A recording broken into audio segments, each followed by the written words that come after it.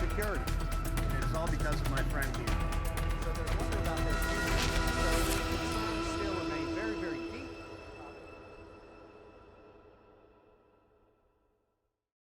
The work is painstakingly slow, literally drop by drop, as centuries-old paint flakes off this ancient relic.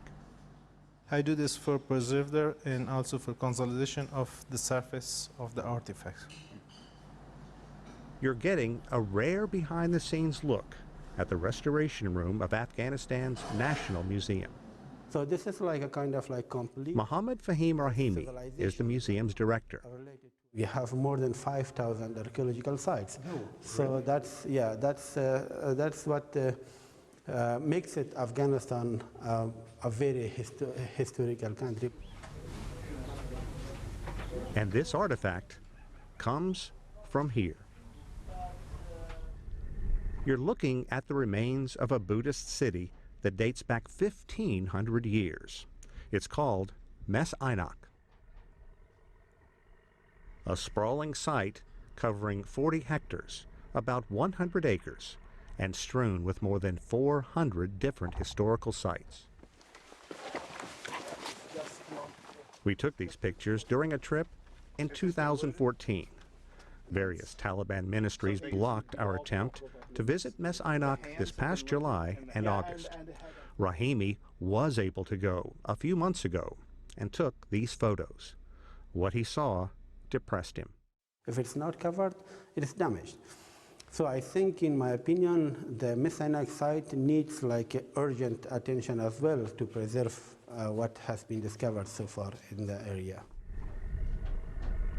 Mes Aynak could also be the economic linchpin that helps Afghanistan lift itself out of poverty.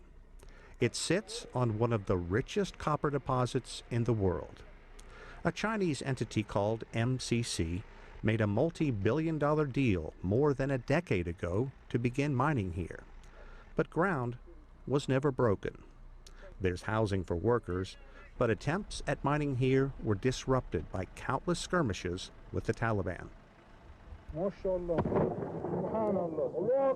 The world reacted in horror in March of 2001 when the Taliban government blew up 2 giant Buddhas carved into the mountainside in Bamiyan, arguing the important relics were un-Islamic. That was then. The current spokesman for the Ministry of Mines says preserving Buddhist relics is important to the cultural heritage of Afghanistan. We have changed our position when it comes to preserving historical relics. It is part of our country's history, and we need to take care of them. And officials, off the record, say they are privately renegotiating the mining deal with the Chinese company MCC. Other nations are reportedly showing interest as well. The Afghan government says any deal must include plans to preserve what's left of this site.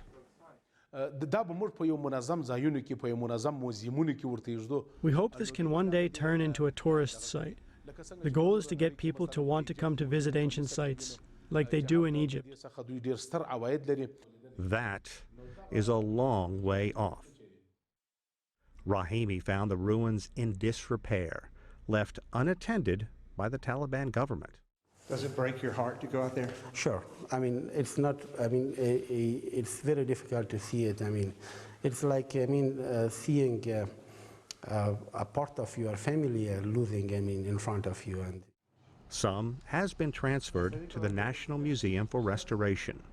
Much of the area has already been looted or damaged during 43 years of fighting here.